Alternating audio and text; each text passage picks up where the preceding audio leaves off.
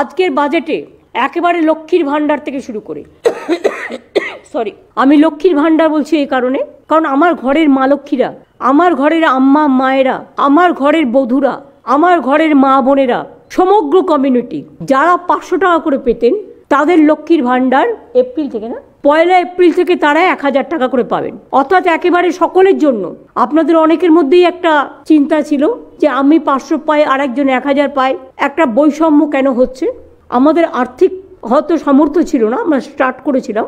এই বৈষম্য আমরা চাই না, কোনো জাতিতে থাকুক। আমি জনজাতি এবং তপশিলীদের জন্য 1000 টাকার পরিবর্তে যেমন 1200 টাকা করেছি, তেমনি মনে রাখবেন যে আমি আমাদের মা বোনেরা হিন্দু বলুন, মুসলমান বলুন, শিখ বলুন, খ্রিস্টান বলুন, ওবিসি বলুন, প্রত্যেকেরাই যারা 500 টাকা পেতেন 1 এপ্রিল থেকে তাদের 500 টাকা বেড়ে যাচ্ছে, তারা 1000 টাকা করে সকলে পাবেন। আর তপশিলি এবং আদিবাসী ভাই বোনেরা বোনেরা মায়েরা তারা 1000 পেতেন, তাদেরটা 1200 করা হলো। আপনারা জানেন এই বাজেটে মৎস্যজীবীদের জন্য যখন 2 মাস তারা সমুদ্রে যেতে পারেন না, তাদের ঘরে বসে থাকতে হয়, কারণ সেই সময় সমুদ্র খুব ভরাডুবি থাকে, ভরা কোটাল থাকে, তাদের খুব কষ্ট হয়। আমাদের এরকম 3 লক্ষ মৎস্যজীবী আছেন যারা অলরেডি রেজিস্টার্ড আছেন। ওই 2 মাসের জন্য আমরা প্রত্যেক মৎস্যজীবী পরিবারকে 5000 টাকা করে 2 মাস দেবো। এই প্রজেক্টের নাম হচ্ছে সমুদ্র সাথী প্রজেক্ট, এটা আমরা অ্যানাউন্স করেছি। আমরা 21 লক্ষ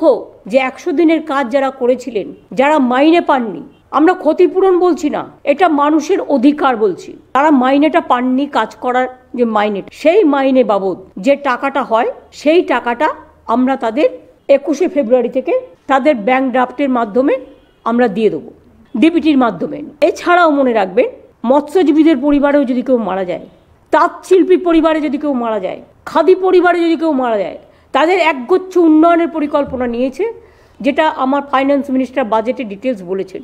অনেক কিছু করা হয়েছে তাঁত শিল্পীদের জন্য, তাঁত সাথীদের জন্য, খাদির জন্য, কৃষিজীবীদের জন্য, শ্রমজীবীদের জন্য। তা সত্ত্বেও তাদের পরিবারে কেউ যদি মারা যায়, তাদেরও 2 লক্ষ টাকা করে এককালীন তারা পাবেন।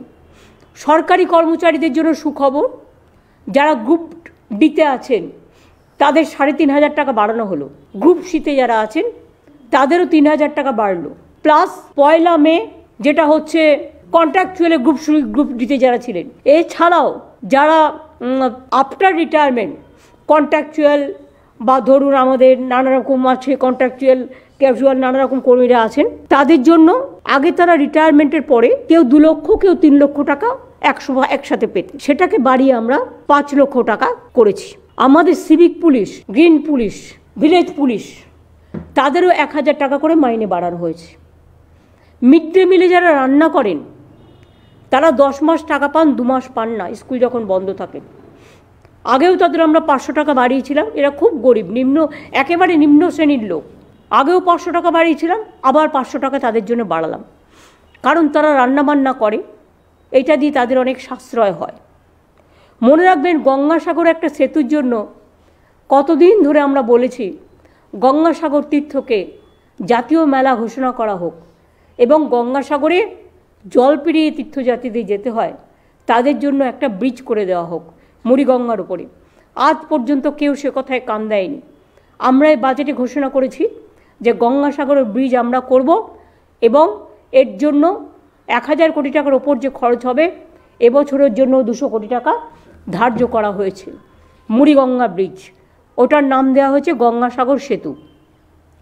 সেই রকম মনে রাখবেন, একটা যেমন কৃষি ব্রিজ আছে, তেমনি আর একটা দামোদর নদীর ওপরে শিল্প ব্রিজ তৈরি করা হচ্ছে, যাতে অনেকগুলো জেলা কানেক্টেড হবে এবং শিল্পের জনজোয়ারে কাজে লাগবে।